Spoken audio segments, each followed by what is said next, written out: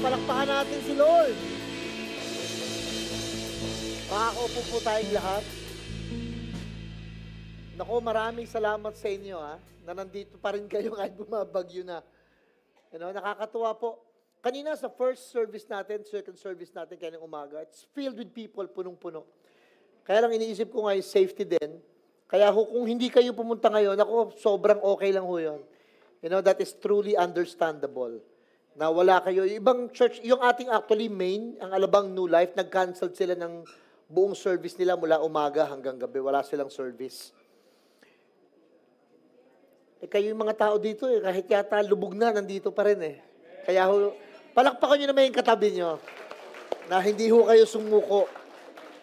Pero again, if you are not here, that is totally understandable. Actually, kung konti lang ang dumating, magkakainan na lang kami. But because you are still here, we are so blessed, so honored. Para ho sabihin sa inyo na, napaka-bless nyo po kasi you decided to come here today kahit bumabagyo, umuulan. Talking about bagyo, alam nyo ho, ang katawan natin, meron siyang sariling paraan para i-heal, may mga self-healing ang body natin. Nilagyan tayo ni Lord ng mga system. And part of the system are immune system. Mga way to protect our own body from any sickness and disease. Alam nyo ba't kayo nagkakaroon ng plema at saka ng sipon? Yung sipon at plema, yung mucus na yan, ibinabalot niya actually yung pong mga bakterya, mikrobyo, para hindi siya mag-spread out sa katawan. Binabalot niya. Di ba pagka yung kutsara, gusto mong mas sure na malinis, binabantuan mo ng malinis na tubig, mainit na tubig. Ganon din yung katawan natin. Umiinit siya kapag nilalagnat tayo kasi they want your body to kill whatever microbes or bacteria or germs sa katawan natin. Kaya umiinit yan. Alam niyo kung bakit kayo humatching? Kasi minsan may mga foreign something object na papasok sa'yo, pero dahil ayaw tanggapin ng katawan mo, kailangan niyang i-hatching, i-sneeze para ilabas.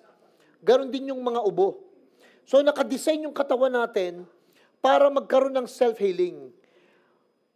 To be honest with all of you, yung nangyayari pong bagyo ngayon, na super typhoon, 200 years, 300 years, or 1,000 years ago, meron ng mga ganito. Nagpuputukan na rin ng mga bulkan, naglilindulan na rin, may mga namamatay na rin, may mga flash flood na rin, may mga surge, tsunami, earthquake, super typhoon. Kaya lang ang kaibahan ngayon, nalagyan na natin yan ng mga measuring device. At saka ang kaibahan ngayon, nung nangyayari ito, we are not there. Tayo ngayon, nandito tayo ngayon. Ibig sabihin hindi ito bago. Ecclesiastes chapter 3 verse 15, yung nangyayari ngayon, nangyayari na yan dati. At yung mga mangyayari pa, nangyayari na rin yan. Yung bagay po na yan. Ang nangyayari po sa mundo natin, tawag dito self-healing earth. May way ang earth for him to be healed on its own. Kaya talagang kailangan po yung mga typhoon, everything na ganito yung ganyan. Kaya kung minsan, may tinatawag po na collective consciousness fear. Yung bang nagkakaroon ng mga tao ng pagsasama-sama. Right now, a lot of people are praying and I love to pray. I know nothing happens without prayer.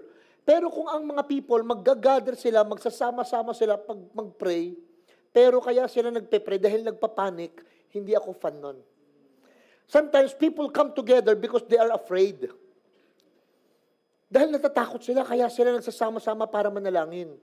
Tapos kung minsan, people are trying to rebuke. Naalala nyo si Joseph nung magkaroon ng vision, sabi sa kanya ng Panginoon, magkakaroon ng 7 taong taggutom. Alam nyo ba, hindi niya sinaway yung 7 taong taggutom? Ang ginawa ni Joseph, nag-pray siya kay God, ano gagawin dahil dadating tong 7 taong taggutom? Hindi naman aalisin ni Lord. Tinuruan siya ng wisdom, anong gagawin niya? So naglagay siya ng storehouse, sinabi niya doon sa payroll, gumawa tayo ng bangkong malaki kung saan hindi pera ang naka-stock, kundi mga trigo, mga karne, mga pagkain, para pagdating ng 7 taong tagutom, alam natin ang gagawin natin. Ang masaklap ko minsan, sa mga Christians at sa marami mga Catholic at mga people who are praying, nagdadasal sila na, Lord, tunawin mo, alisin mo ang bagyo. Alam niyo ba, kahit mag-fasting ka ng 40 days, hindi aalisin ang bagyo? Pang ilang bagyo na natin ito sa taong 2025? 21. Pang 21 na ito. So, ibig sabihin, I'm telling you, kahit after natin magdasal, pagkatapos po nito, may bagyo uling darating. Ang masaklap ko minsan, inaalis natin na wag dumaan ng Pilipinas, ay nagdadasal din yung mga taga-Taiwan na wag na dumaan sa kanila. Nagdadasal din yung mga taga-Indonesia, wag dumaan sa kanila. Para yung bagyo, nalilitosan ako dadaan. Ibig pong sabihin, yung prayer, we have to pray. Pero alam nyo, pinakamagandang dasal, Lord, yung pong mga member po ng DENR, na magpuprotect para wag magkaroon ng mga illegal mining, illegal logging sa Sierra Madre, yung pong mga DPWH na gumawa ng mga flood control doon sa Cebu, yung pong gumawa ng mga ganito na naglagas ng mga, Lord, baguhin mo yung mga tao na magkaroon po sila ng puso na talagang makita nila kung gaano kahirap yung nangyayari sa mga tao dahil sa corruptions. Dapat ang mga tao nagsasama-sama, nagdadasal sila para sa isang totoong makabuluhang dasal. Kasi tandaan nyo, walang pinangako si Lord na hindi tayo babagyuhin. Wala in the Bible. In fact, isang beses lang na may ginawa si Lord na nirebuke niya yung storm, pero wag nating gawing pattern yun na palagi tayong magre-rebuke sa storm. Why? Alam niyo kung bakit? Dalawang bagay ang pwedeng gawin ng tao pag may bagyo. Una, dasalin mo na matunaw yan. Pangalawa, matulog ka ng masarap. Sa mga oras pong ito, anong masarap gawin? Makinig ng salita ng Diyos po.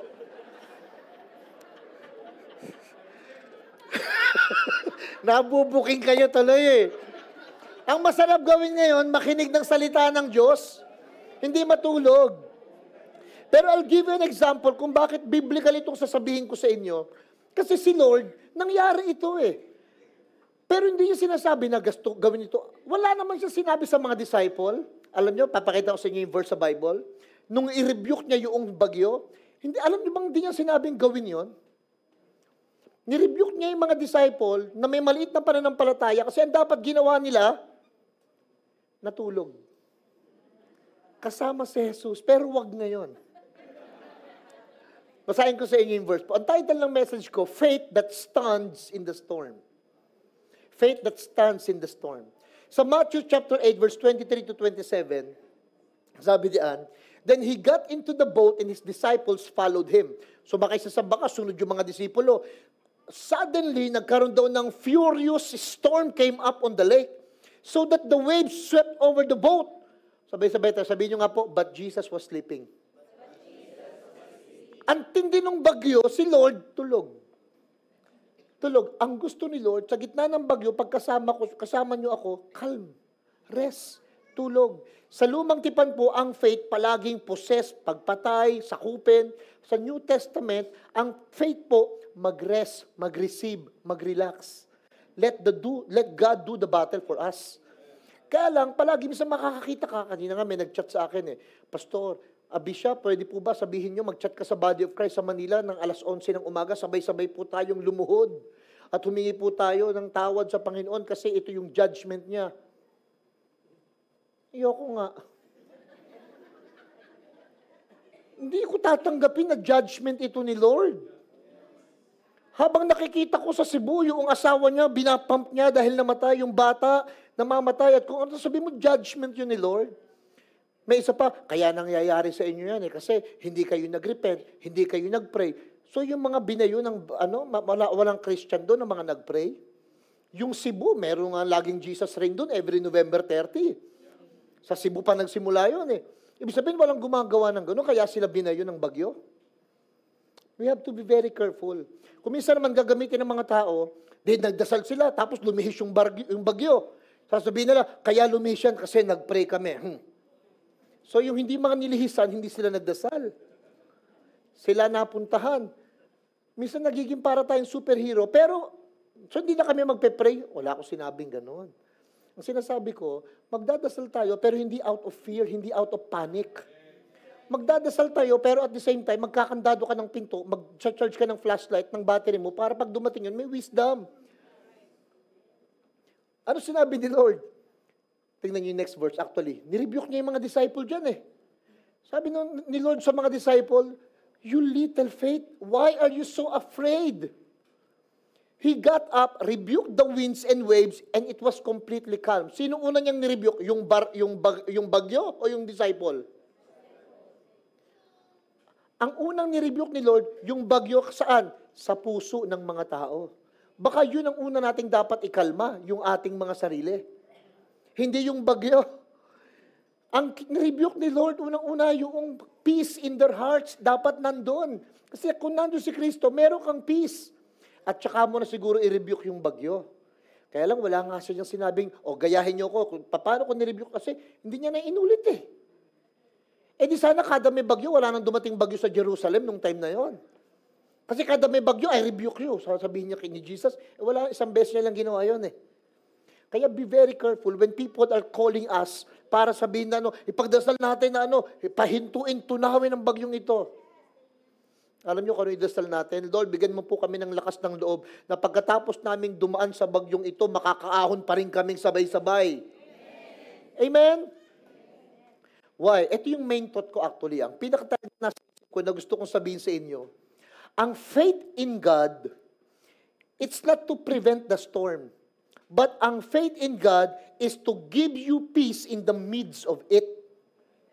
Kumbaga, ang faith mo kay God, kay may bagyo ay wala, kay may bagyo o wala, ang alam mo, may kapayapaan ka sa gitna nitong bagyong ito.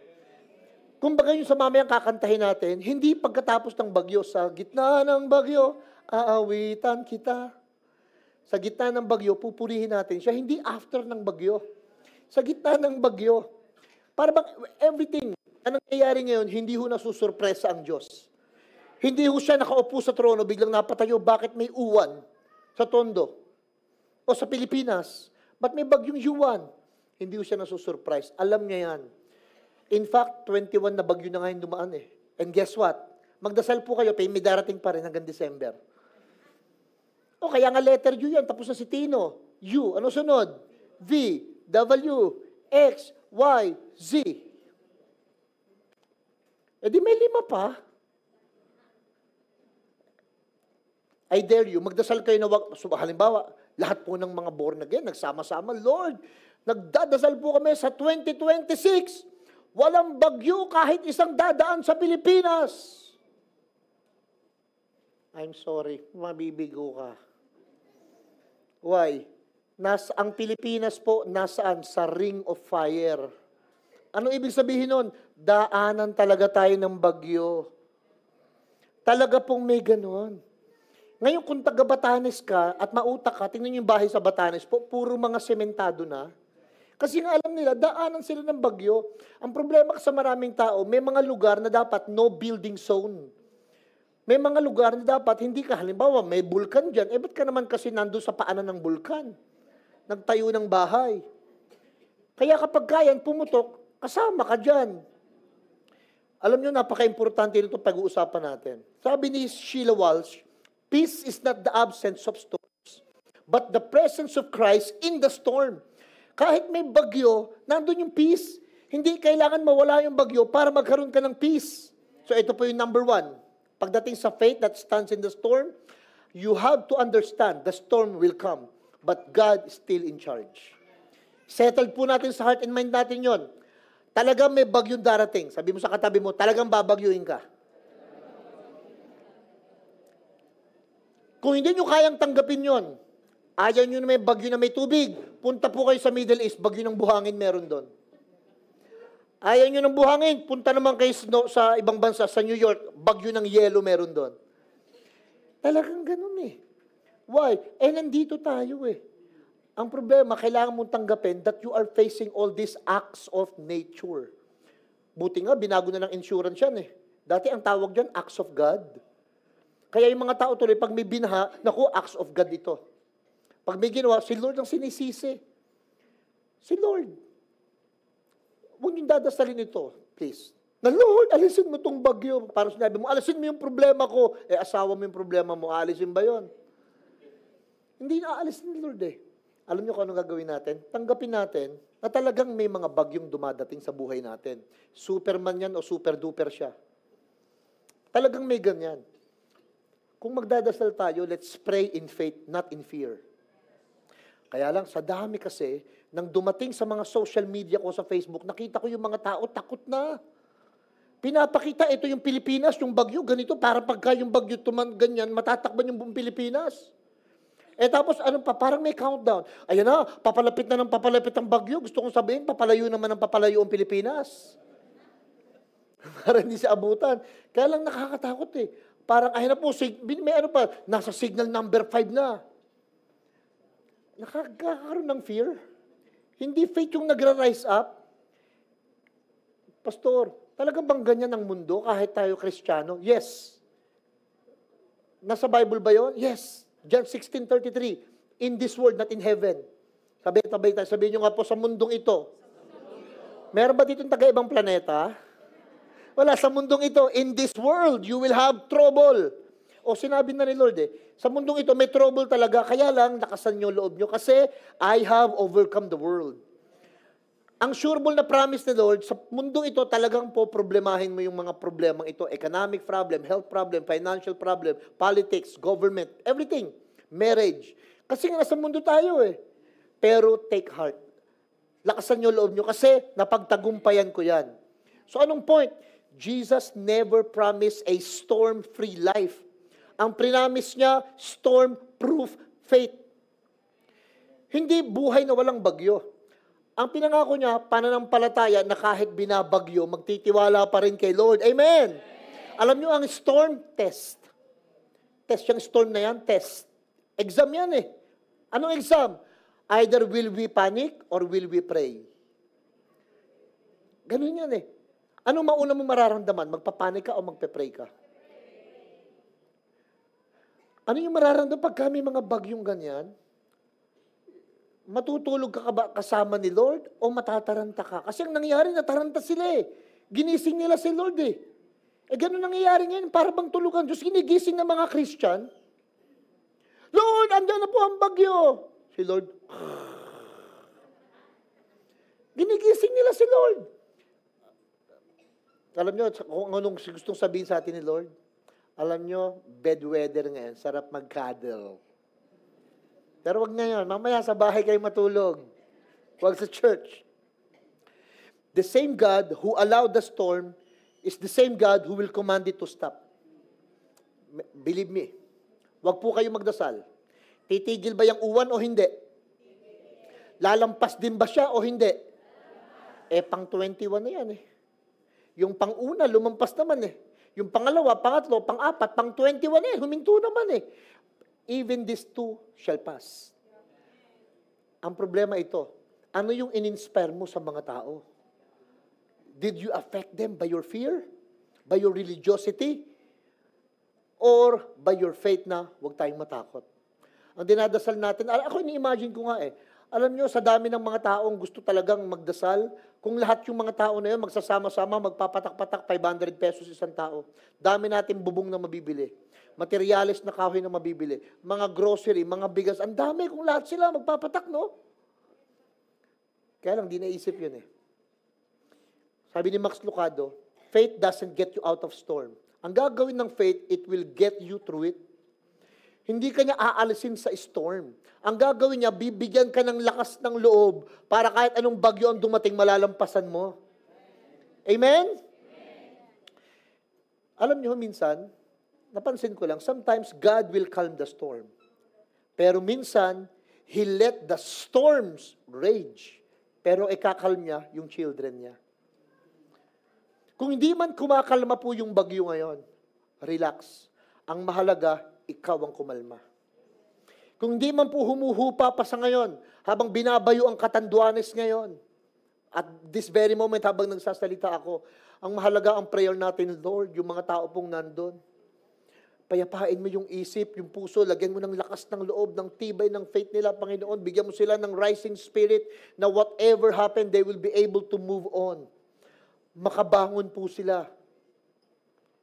Sa mga dasal natin, may isang Arabic proverbs, alam niyo kung ano? Trust God, tie up your camel. Magtiwala daw tayo sa Diyos, pero itali mo yung camel. Ibig sabihin, yung daw, faith at saka wisdom equal security. Sabi ng Proverbs ng mga Arabic, sa kanila kasi pag binabagyo, talagang yung sandstorm, sa kanila magtitiwala sila sa Panginoon, pero tatali nila yung camel nila. Kayo di, magdasal kayo, pero talo niyo yung bubong niyo, baka liparin. Magdasal kayo, pero mag-charge kayo ng battery, ng flashlight, mag-ipon ng tubig, ng pagkain. Mag-trust kayo, mag-pray kayo, pero sabihin nyo sa mga tao, ano gagawin? Mag-ready ng mga hagdanan, mag-ready ng ganito, yung mga bubong naliliparin, lagyan ng gulong na malaki, yung mga payat, magharap ng mataba, kumapit sa kanila. Baka liparin ka eh. Mag-prepare ba? Mag-isip ba? Lagyan ng wisdom kung ano yung mga gagawin natin. Pero at the same time, we're praying. Anong gagawin namin, Pastor? Practical steps. Ito yung mga gagawin natin. Una, stay spiritually anchored. Pag may mga ganyan ng dilubyo, whether bagyo, whether vulkan, whether terorista, whether ulan, or kahit ano man po, whether COVID, virus, sickness, stay spiritually anchored. Kailangan naka-angkla ka sa spiritual mo. Kumbaga, huwag kang magdududa na mabait ang Diyos. Huwag kang magpapalit ng faith mo na pinaparusahan yata tayo ni God ah. Ginadjudge kaya tayo ni God ah. Huwag agad. Kasi kung may i-judge si God, baka sa Congress magpunta yon. Kung may i-judge si Lord. Pero sa totoo lang, kung meron po siya i-judge, hindi naman yan kahit sino na lang tamaan. Kumbaga, wala siyang ano na, ay hindi, basta sama-sama kayo dito. Hindi ganun si Lord. He's a God of justice. Alam niyang i-pinpoint kung saan, kung sino. Hindi yung damay-damay, isang buong city. Hindi ganun eh. Pag may nagsalita, baka may ibang Diyos yun. Anong gagawin, Pastor? Bago bumagyo, before the storm hits, strengthen your walk with God. Bago bumagyo, ang una mong i-strengthen yung walk natin kay God. Kumbaga sasabihin na natin sa Panginoon, Lord, sa sarili mo, Panginoon, wala ako ibang pagtitiwalaan, ikakapit ko sa iyo itong buhay ko. Ano gagawin sa puso? Fill your heart with scriptures, with word of God, not fear. Punuin natin puso ng salita ng Diyos. Build your house on the rock. Sabi ng Matthew yan, chapter 7 eh. Itayo nyo rin bahay nyo sa bato. Ibig sabihin, yung faith nyo, itayo nyo kay Jesus sa foundations nyo, kay Lord. Very important. Prepare practically. Mag-prepare tayo practically. Alam nyo, ang faith, hindi natin dinideny yung danger. We're not denying the danger. But we are getting the courage to face it. Yun ang faith. Hindi sinasabi, wala, hindi babagyo, hindi babagyo. Kayo po, tanungin ko, may faith ba tayo kay Lord na po proteksyonan tayo? Naniniwala ba kayo sa magnanakaw? Naniniwala kayo sa magnanakaw? Yes. Yes. Kahit may faith tayong po proteksyonan tayo ni Lord, sabi nga ni Sister Shadi, asawa ni Pastor Paul Chase, pag nasa church daw, pagka magpe-praise and worship, nakapikit yung isang mata, pero nakadilat yung isa. Tapos tignan mo yung bag mo. Kasi minsan may mga magnanakaw sa loob ng church. Pero hindi dito, no? Sabi mo sa katabi mo, hindi dito yon. Ano gagawin namin, Pastor? Have an emergency plan. Safety kit, stay informed. Pag may mga bagyong dadating na ganyan, pero wag naman yung sobra, lahat na lang ng information tungkol sa bagyo, pinakyaw mo na sa cellphone mo. Natatakot ka tuloy eh. Kapag ka nakikita mo na nandiyan, ayan na lang mga nangyayari. Wag na, once na nalaman mong dadating siya, magla-landfall siya ng ganito, okay na yon.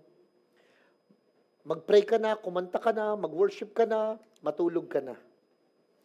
Maganda, magluto kayo ng mga may sabaw. Sinigang, nilaga, bulalo, mami. Ayan, win tayo.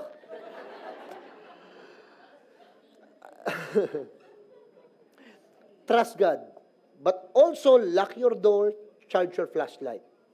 Alam niyo ginagawa natin ngayon? We are not putting everything or spiritualize everything. Magpe-pray tayo, pero at the same time, maghahanda tayo. Amen. Pangalawa, keep your focus on Jesus, not on the storm. Alam niyo po, ang dapat pinag-uusap-usapan ng marami mga Kristiyano, si Jesus. Yung bagyo na mamagnify eh. Minsan, alam niyo, lumalakas yung bagyo, hindi sa pag-asa. Saan? Sa bibig natin. Hindi niyo napansin, napakaraming Christian ang nag-confess. Grabe, hindi nakita yung super Jesus, nakita super typhoon. Ang emphasize na magnify, yung bagyo na pagkalaki-laki daw, naglalagay tuloy ng napakaraming takot. Alam niyo kung kailan lumulubog tayo? Pag natatakot tayo, nagdududa tayo. Basahin ko sa inyo yung verse. Matthew 14, verse 30 to 31. Pagkatapos makatanggap ng salita ng Diyos ni Pedro, sabi sa kanya, Pedro, halika, come. So sabi ni Pedro, may word siya kay Lord. So nung marinig niya yung word ni Lord, nilabas yung isang paa sa tubig, pagtungtong niya, lumutang. Pinatong niya ngayon yung pangalawa. Aba, naging solid At saka lumakad siya ngayon. Eto na. Then, but when he saw the wind, nung makita niya yung hangin, he was afraid and began to sink. Kaya ito, gusto ko dyan. Hindi mahaba yung dasal, 3 salita lang, Lord, save me! Hindi ang haba, no? Isa, Lord, save me. Ano nangyari? Next verse. Immediately, Jesus reached out His hand and caught him. Sabi sa kanya, you of little faith, why did you doubt? Ba't lumit yung faith mo? Lumalakad ka na sa tubig, ano pa ba imposible doon?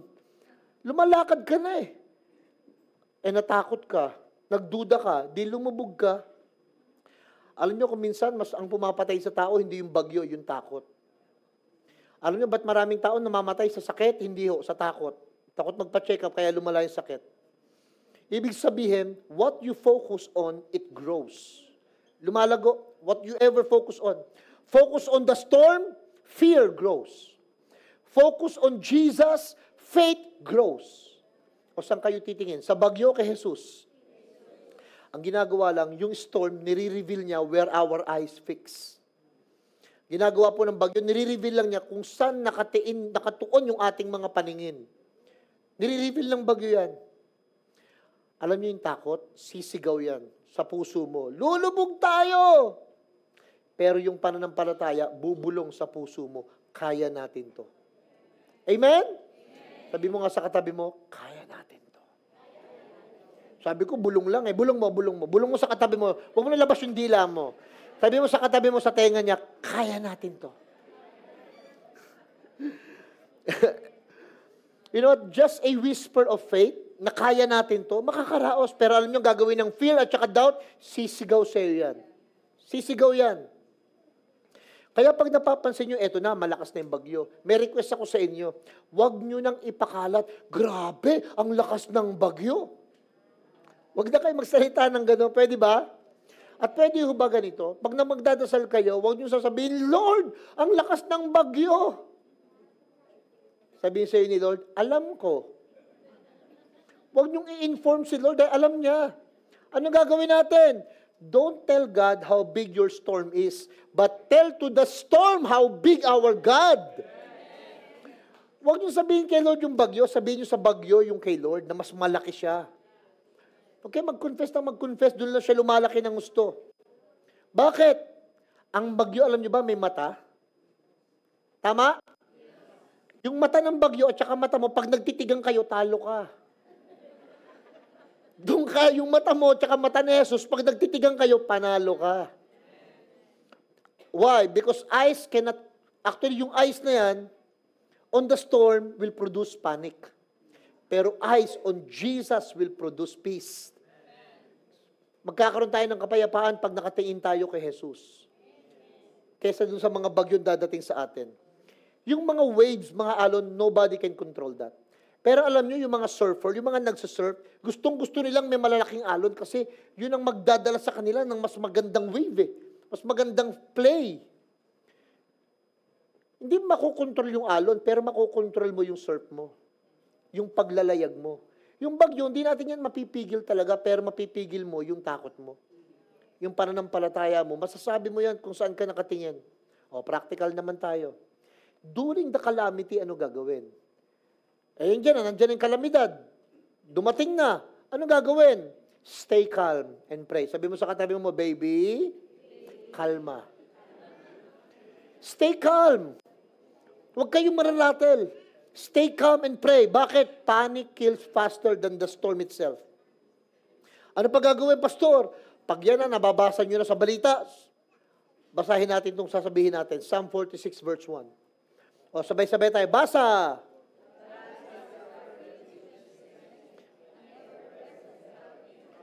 Sabihin natin yun, pagka may bagyo, God is our refuge, our strength, siya yung ating muog, matibay na muog, sandigan, lakas. At siya yung palaging tutulong sa panahong kailangan natin siya. Amen? Tapos, nakapag-declare ka na, o follow emergency instructions. Yung iba, sinabihan ng mag-evacuate, ayaw pa. Sinabihan na sa kanila na mag-prepare na, ayaw pa. Ay, pahamak tuloy. Why? Obedience can save lives. May mga tao po, ayaw na lang talagang sumunod, kaya napapahamak. So, anong gagawin pa? Practical. Use your mouth to speak peace. Gamitin yung bibig nyo para magsalita kayo ng peace sa sarili nyo, sa ibang tao, sa bansa natin, sa bagyo. Speak peace. Huwag nyo nang i-magnify. Ang dami din napansin ng mga Christian. Lahat sila nag-forward sa akin ng mga text. Lahat sila puro pray tayo, paparating na. Pray tayo, ganito, ganyan. Walang sabi na baliwalain natin yan.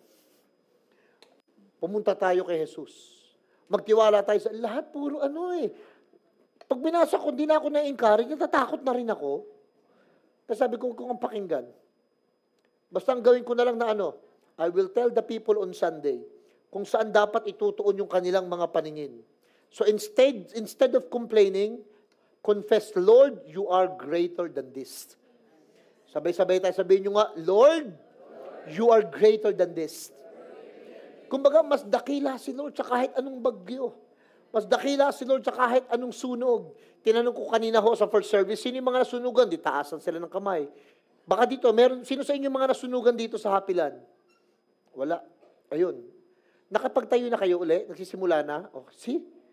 Yung mga kapatid natin taga New Life, yung mga nasunugan, nakapagtayo na. Alam niyo kung bakit nakakapagtayo? Nasusunog ang bahay, pero hindi ang pag-asa. Nawawala kayong bagyo, kaya niyang tangayin yung ating mga bubong, pero hindi yung ating pananampalataya. Kaya makakabangon at makakabangon. Sino yung mabilis na makapagtatayo? Yung may pag-asa sa puso. Sino yung matatagalang magtayo? Yung sira yung kalooban. Doon minsan tayo natatalo. So ang faith, it's not only believing that God can. Hindi yung kaya ng Diyos, hindi lang yon. But knowing that He will in His time or in His way, gagawin ni Lord. Kumbaga ang faith, Lord, alam ko naman kaya mo Ba't tinuturo ito? Alam niyo kung bakit? Kasi may mga tao magtuturo sa inyo, mapapakinggan ninyo, na kaya nangyari sa inyo yan, kaya binabagyo yung probinsyang ito, kaya sa mga dahilan na ginadjudge sila ni Lord. Or hindi kasi sila nagdasal, or may mga kasalanan sila, or kung ano-ano, pabiro mo, namatayan ka na, nawasakan ka na ng bahay. Alam niyo ba, pag yung bahay na niloan nyo sa pag-ibig, o nag-loan kayo, inutang nyo yung bahay, at tinangayan, kahit hindi pa nyo tapos hulugan, wala na kayong bahay, babayaran nyo pa rin yung loan na yon. Nag-ipon ka na nag-ipon ng pera para may pan-down ka sa sakyan. Di nakakabili ka na ng sakyan, kaya lang, 5 years to pay, nakaka 6 months ka pa lang. Natangay, yung sasakyan mo, nalubog dun sa putik. Babayaran mo pa rin yon. Tama? O tapos biglang may magpipreach pa ng mga nakaka-condemn. Nakasalanan nila yan, hindi sila nagdasal, may kasalanan sila, ginadjudge ni Lord yung bayan nila. Hindi ko maatim yun Mabait po ang Diyos natin. And there's nothing wrong with you. Hindi dahil may mali sa'yo, kaya ngayon nagagalit ang Diyos. Kaya alam niyo ba kung bakit may bagyo ngayon? Kasama po yan sa nature. Kasama yan. Pati po ang mga paglindol, kasama yan. Ngayon, ang lagi nating dasal sa Panginoon, Lord, bigyan mo po kami ng lakas ng loob, presence of mind, provision para makamove on, makapag-rebuild uli ng mga bagong bagay. Pangatlo po, after the storm, rebuild with faith and hope. Di tapos na ito. O pagkatapos nitong lahat ng ito, tulad yung nangyayari sa Cebu, alam niyo dapat mga ginagawa ng mga Christians nung mangyari sa Cebu, nag-gather lahat sila at anong maitutulong natin sa isa't isa. After nitong bagyong uwan, at na-devastate, just in case I'm not telling it, pero I do believe na wala na mapoproteksyonan tayo sa tundo. Amen? Pero pagkatapos itong uwan at may nangyari, dahil mamayang gabi daw magla-landfall, itong si Bagyo, at maraming na-devastate. Alam nyo, after ng bagyo humupa, ang gagawin ko, papatawag ko ang body of Christ. Para unang-una, magpasalamat kasi buhay tayong lahat uli. Pangalawa, anong gagawin natin ngayon para tulungan ng isa't isa? Alam naman, pagdating doon, pagsasama-samahin ko pa sila, sasabihin ko sa kanila, kasalanan nyo, mga hindi kayo nag-pray eh. Papagalitan ko pa ba sila? Kung may mangyaring ganon, hindi na ho. Anong gagawin? After the storm, ang i-rebuild natin, yung faith and hope. Isaiah 61:3, to bestow them upon the crown of beauty instead of ashes, oil of joy instead of mourning. So pagkatapos ng bagyo, ng masakit na bagay o salita na nangyari o kalamidad na nangyari, magsaya na. Bumangon na. Amen? Amen? Yung storm may knock us down, pero yung God's grace will lift us up. Maaaring babagsak yung mga negosyo natin. Maaaring maapektuhan ng bagyo yung mga bahay natin. Pero yung biyaya ng Panginoon, patuloy po tayong ibabangon yan. Amen? Calamities can destroy houses, pero hindi ho yung hope. Hindi pag-asa. Minsan nga, minsan, hindi naman siguro lagi. Yung distraction na nangyayari sa atin, pwedeng maging divine setup for restoration. Minsan kung kailan pa nangyari yan, naging way pa yan para ma-restore tayo eh. Yung ibang mga nasunugan sa hapilan, ngayon yung bahay, pag binisita ko, ang gaganda ngayon. No? Mga sementado, mga bahay. Yung isa nga, kala ko marble eh, wallpaper lang pala. Pero nagbago, gumanda, naka-restore eh. Mas umayos pa eh. Masakit nga lang magsimula uli. Pero wala tayong choice kundi magsimula uli eh. Amen? Ito, yung nagsalita nito, napakagwapo nitong nagsalita na to. Sabi niya, you may lose everything, but never lose your faith, because faith can rebuild what the storm destroyed.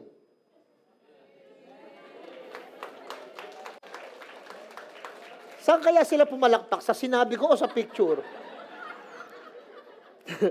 Yung nagsalita yan, sabi niya, maaaring mawala daw lahat. Wag lang yung ating pananampalataya kasi yung faith na yan, i-rebuild niya yung buhay natin, yung pananampalataya natin. Amen! Si Christine Caine, sabi niya, scars, yung mga sugat daw, ang nire-remind niyan, hindi mga sakit at kirot. Ang nire-remind niya kung paano tayo nakasurvive. Alam niyo yung nangyari sa buhay niyo? Whether nakulong kayo, natalo kayo, nalaglag kayo, nagkasakit kayo, na-confine kayo, nalugi kayo, na-scam kayo, na kung ano man yung nangyari sa inyo, dapat pag naaalala niyo yun, wag yung pain. Ang naaalala niyo yun, paano ako naka-move on? Amen? Paano tayo nakabangon? Yun ang isipin niyo palagi. Pagkatapos ng bagyo, wag na kayo magsisisihan. Wag na kayo magtatatanong pa kung bakit nangyari yun. O, another practical step. Una, help rebuild others. Tulungan nating makabangon yung mga tao. Kung kayo yung kailangan, tulungan din, tutulungan natin kayo. Pero kung may ibang kailangan tulungan, tutulungan natin yung iba. Help rebuild others. Wag na yun, dahil hindi kayo nagdasal, dahil may mali sa inyo, wag na yun, wag na natin sabihin yun. Amen? Tumulong tayo na mag-build. Be part of the recovery efforts. Relief program, simple acts of kindness. Tulungan natin yung mga tao talagang nahirapan ng sobra, ng grabe, sa maliliit na mga bagay. Dahil sa totoo lang, the hand that helps others is holier than the lips that say something. Mas banal daw yung mga kamay na tumulong kaysa mga labing nagsalita. Mas banal yon, mas okay yon. Pangalawa, rebuild spiritually. Yung mga tao, kailangan maramdaman nila na mahal sila ni Lord. Sa kabila ng nangyari, yes, binagyo sila, pero hindi ang Diyos na nagpadala ng bagyo sa kanila. Tingin kayo kay Pastor, pag-isipan nyo to. Kung si Lord pala ang nagpadala ng bagyo, tapos magdadasal ka para sabihin mong bakit may bagyo o alasin mo yung bagyo, saan nga kamo may padala eh? So, di ba, kanino ka magdadasal kung judgment kaya, edi tanggapin mo. Kaya lang hindi nga siya yun eh. Payag ba kayo? Di naman kayo may kasalanan, pero kasama kayo sa babagsakan ng poste sa mukha. Hindi ka naman may kasalanan yun eh. Si Lord pa naman, alam niya kung sino yung dapat at yung hindi karapat dapat. Alam naman ni Lord eh. Kaya ayoko kung magkaroon kayo ng mindset o thoughts na ang bagyong ito ay parusa sa inyo ng Diyos. Hindi po. Amen. Sabi mo sa katabi mo, hindi ka pala yun eh. Kasi baka akala nung iba, dahil kaya may bagyo dahil sa katabi mo. Hindi po. Anong gagawin? Rebuild spiritually. Paano? Strengthen the faith of the community. Gaya ng ginagawa ko ngayon, I'm strengthening your faith. Nilalagay ko kayo sa tamang mindset. Ano pa gagawin? Share testimonies. Mag-share kayo ng testimony sa mga tao. Oy, alam mo, makaka-move on tayo. Alam mo, matatapos din ito. Hihina rin ang bagyo. Pwede ba mag-chat kayo mamaya at sabihin sa kanila, huwag tayong matakot? Kahit ang super na typhoon na ito ay hindi uubra sa kapangyarihan ng Diyos. Makaka-move on tayo. Makakaraos tayo. Makakabangon tayo ang Pilipinas. Ano pa gagawin? Give thanks. Habang bumabagyo mamaya, magpasalamat na kayo. Habang bumabagyo. Mamayang gabi, pag uwi nyo sa bahay, magpasalamat kayo. Ama, thank you po. Thank you, Lord, for taking care of me. Thank you, Lord, for protecting me. Thank you, Lord, for providing my needs. Thank you, Lord. Simula kayo magpasalamat. Huwag yung kayong natatakot. Why? Gratitude kasi after the storm, seed yan sa miracle para sa another recovery. Pag naging mapagpasalamat kayo, nagtanim kayo ng buto para makarecover agad. Alam nyo, kailan hindi nahihirapan yung taong bumangon? Pag hindi pa nagpapasalamat sa nangyari sa kanya. Ang mabilis nakakabangon yung mapagpasalamat. Amen? Sabi ni Timber Hawkeye, you cannot calm the storm, so stop trying. What you can do is calm yourself and the storm will pass. Ang pwede nyo pong gawin ganito. Wala naman kayong magagawa. Pagka halimbawa, ayaw kumalma ng bagyo eh. Hindi naman kasi po pwedeng pinapakalma mo yung bagyo, pero ikaw, tatataranta. Diba? Sipin nyo po yun, bagyo, tumigil ka, tumigil. Sabi ng bagyo, nye. Ikaw nga natataranta, kinakalma mo ako. Ikaw muna yung kumalma. Taas yung kamay nyo po. Sabi mo sa katabi mo, ikaw ang kumalma. Pag kayo kumakalmado na, yung bagyo, kahit na ano yan, hindi ka na masyado affected niya. Kasi pag yung bagyo hindi kumalma, tapos ikaw din hindi kalmado, ano nangyari niyan? Takot na. Nawala na tuloy yung ginawa ni Lord, yung pagmamahal niya, yung protection niya, nawala na yung focus mo. Every calamity is an opportunity to witness. Diba? May mga kaibigan kayo, tapos may kalamidad, naku, perfect yan to witness. Sabihin nyo sa kanila, alam mo, napakaraming bagyo. Sa amin nga, may nag-chat sa akin, na Pastor Harvey, kumusta? Naku, ilang beses na kayong binaha. Naku, ito na naman, may bagyo na naman, baka babahain na naman kayo. Gusto ko sumagot sanay na po kami. Kaya lang, di ko sinabi yun. Pero at the back of my mind, hindi, Pastor, ito sagot sa kanya, believe po ako sa resilience ng mga taga-Tondo. Believe po ako sa tapang ng mga Tondo. Talagang taga-Tondo, atapang atao eh. Pero hindi abilis at takbo. Ang tatapang po eh. Why? Ilang bahana, ilang sunog na, ilang lindol na. Bumabagyo nga, kala ko nga kami na lang nandito sa unahan. Nandito pa rin kayo. Hindi talaga mapigil ng bagyo, palakpakan niyo yung sarili niyo. Kaya alam ko po, ibe-bless talaga kayo ng Panginoon. 2 Corinthians chapter 4, verse 8 to 9. We are hard pressed on every side, but not crushed. Perplexed, but not in despair. We are what? Persecuted, but not abandoned. Struck down, but not destroyed. When others see you're calm in chaos, they will see Christ in you. Pag nakita po ng mga tao, kalmado ka sa gitna ng kaguluhan, ang makikita nila si Jesus sa iyo. Amen? Your peace in panic becomes your platform in preaching. Sa totoo lang. Napansin ko kung bakit kaya kong mag-preach. Why? Kasi nakita ko din, ilang bagyo na ang dumating. I never felt afraid. Hindi ako natakot na yung kotse nga, nag-uusap-usap na. Nakusa natin kasi yung SM San Lazaro ngayon, punong-puno po ngayon Kasi doon sila nag-park sa mga SM. So lahat ng mga parkingan ng SM, punong-puno. Sabi sa akin, Pastor Rabi, paano yung sasakyan mo? Paano pag lumubog ng ba? Di lumubog. Naka-insurance yun. Papalitan ng bago. Makakabili ng gusto ko. Kaya lang, na-prepare na kasi yun Naisip ko na yun Kaya tuloy, I have peace. Pero iniisip ko, yung sasakyan ng iba, yung kuliglig ni Manong. Pag natatakot siya, Iniisip mo yung ari-arian ng ibang tao. Kaya kailangan ma-preach sa kanila na don't worry. Amen? Let me close in this. Sabi ni Charles Spurgeon, the darker the night, the brighter the stars. The harder the storm, the stronger the saints. Tingin kayo kay Pastor. Kapag sobrang dilim na, lalong magliliwanag ang bituin. Kapag sobrang lakas na ng bagyo, mas matibay ang mga Kristiyano. Amen? Every head bowed and eyes closed. Panginoon, sa oras pong ito. Una po, dinadalangin po namin, Ama, yung mga sangay ng gobyerno, Lord.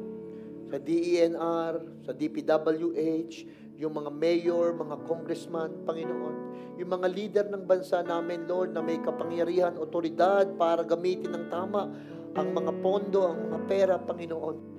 Lord, we pray that you send people and you use this situation na makita nila, Panginoon, gaano karaming tao ang namamatay, nasasaktan, nagdurusat, nahihirapan dahil sa mga maling desisyon, korupsyon, kasalanan na ginagawa ng aming bansa, ng mga leader, Lord, namin, Ama.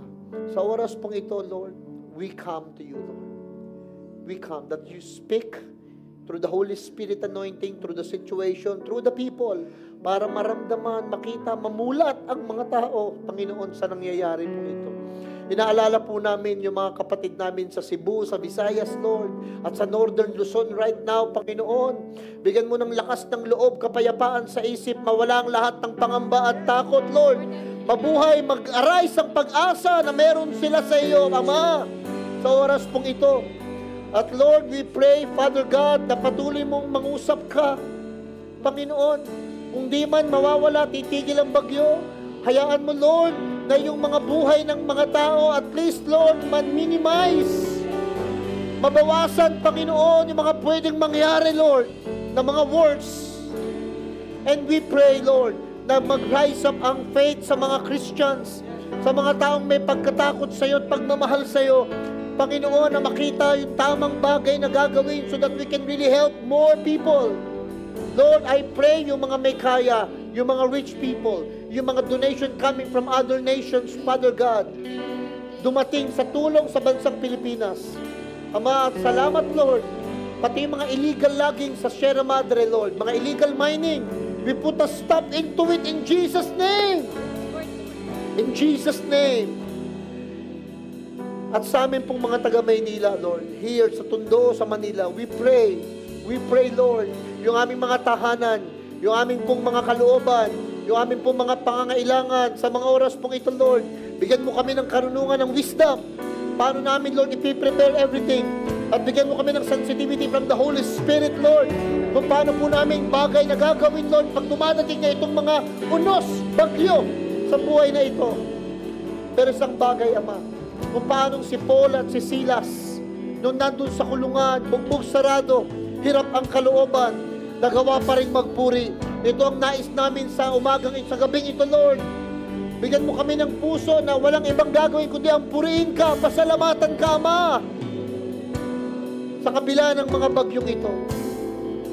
Salamat po, Lord, sa ginagawa mo, Panginoon, sa iyong mga anak, sa pagpapantibay, pagpapalakas mo ng aming pananampalataya na tumingin palagi sa iyo, hindi sa mga bagyong nararanasan po namin. Kaya here we are, nandito kami, Lord. Pupurihin ka, papasalamatan ka, sasambahin ka, Panginoon. Ama, salamat po. Matibay kang sandigan. Ngayong gabi, Lord, payapa ang aming puso't isip dahil sa salitang nilalagay mo ngayon. I speak shalom, peace, Lord. Nothing missing, nothing broken. I pray, Lord God, for the peace and calmness in hearts and mind ng lahat ng mga kapatid sa New Life, Lord. Kung anumang maglalandfall yung bagyo, Lord, our feet are already settled. Our faith are also settled already. Nakatayo ang aming paa sa tungtungan ng iyong mga pangako. Nakapako ang aming paningin, Lord, sa iyo, Panginoong Yesus, na anumang mga dadating na mga delubyo, sakuna, bagyo, unos, o yanig na mangyayari sa amin, nakaangkla ang aming tiwala sa iyo. Kaya hindi kami matatakot, Lord. Hindi kami mangangamba. poproteksyonan mo ang iyong mga anak, iingatan mo kami, at magsasama-sama kami on the next Sunday, alive, blessed, protected, provided, taken care. Kaya sa iyo, Ama, binabalik namin ang aming pagmamahal, papuri at pasasalamat in the mighty name of Jesus. Everybody say, Amen.